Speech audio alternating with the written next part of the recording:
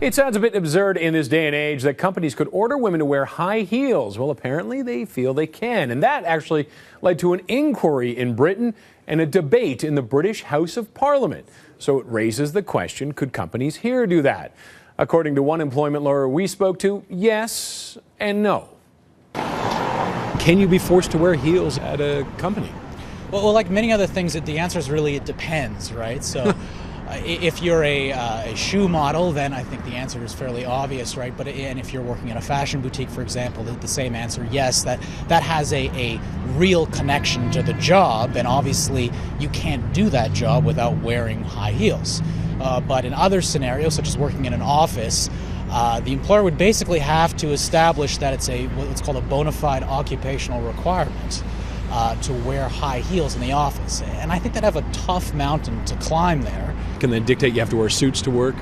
Certainly. If there isn't an actual code breach, so for example, if it's not related to someone's sex or their sexual orientation or their race, then dress codes are perfectly acceptable as long as they don't relate to one of those enumerated grounds in the code.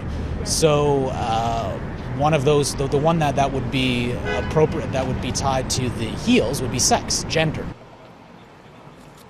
And we asked you to share your thoughts on the high heel debate on social media. One viewer telling us, it's awful. I wore them for years and suffered from aching feet and back pain. Will not do it again.